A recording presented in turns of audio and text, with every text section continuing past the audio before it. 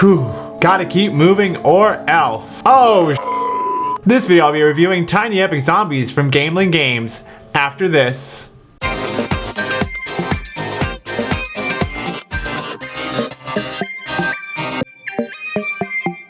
Hey there, it's Theo from Geeky Gamer Guy. On this channel I do all things board games from top 5 lists of a specific topic, playthroughs, reviews, like this one, to how to plays where I expose the full rules of the game at hand. So if you don't want to miss out, think about subscribing and hit the bell to not miss out on any upcoming videos. Take a moment to collect yourself because there's no time to waste. Let's get started.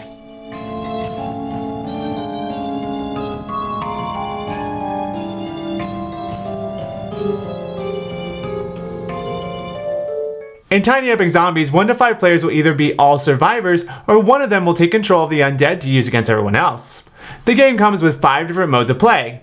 2 cooperative modes where the survivors work together against game-controlled zombies, or 1 player controlling the zombies. 2 competitive free-for-all modes where all players are competing against each other, as well as game-controlled zombies or a zombie player. And to top it all off, solo mode. Rules vary slightly between modes, but this overview will highlight the co-op versus a zombie player mode. Regardless of which one you choose, the game always centers around the survivors running through the zombie-infested Echo Ridge Mall to complete 3 objectives.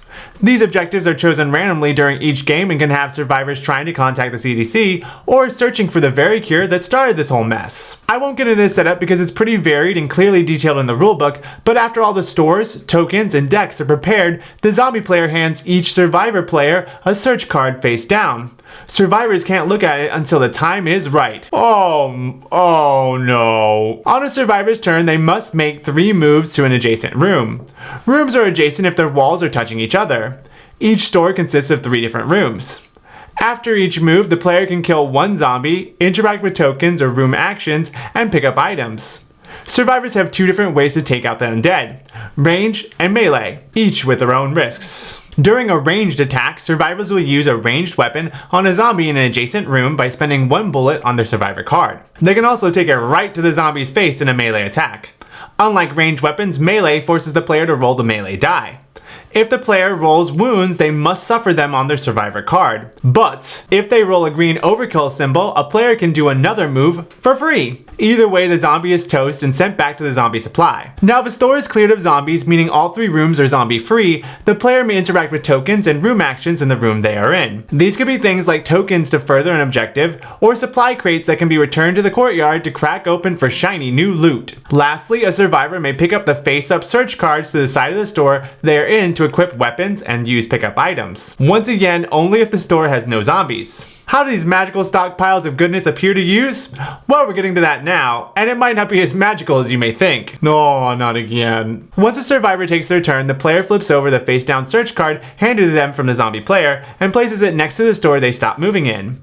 Then everyone compares the symbol in the top left corner. If it doesn't match the current store the survivor is in, the zombie player places 1 zombie in each store matching the search card symbol. But if the zombie player guessed correctly about where the survivor would end their turn, they get to place a total of 4 zombies in any way they want between the 2 matching stores. Oh. They also get to upgrade and perform the action on their zombie card. Then the zombie player selects a brand new search card to be placed face down next to the survivor card. After that, the next survivor takes their turn. If a player should ever get enough wounds and use enough bullets to where both tokens meet on the survivor card, that survivor is now eaten alive. The player hands their fallen survivor to the zombie player, who now flips it over to gain even more effects to use. Then the player removes their survivor token from the courtyard and selects a new survivor. Play goes from survivor player to zombie player around the table until the end of the game. If a player should ever get eaten alive and there are no survivor tokens left, or if the zombie search deck is completely depleted, the zombie player wins. If the survivors complete all 3 objectives, then they win. Oh yeah, this game does a zombie game just like I like it. Tons of baddies and pretty tough. I love that this one has no action points, and on a player's turn, they do 3 moves and then get to do the additional things like interacting with objectives and taking search cards for free, if they planned well. It really makes everyone take advantage of all the different store cards. It's the first time in the Tiny Epic series that they did a 1 versus all, and it works beautifully. Initially, I thought the zombie player would not be a fun role to play, but it feels so good to be the evil mastermind controlling the zombie horde.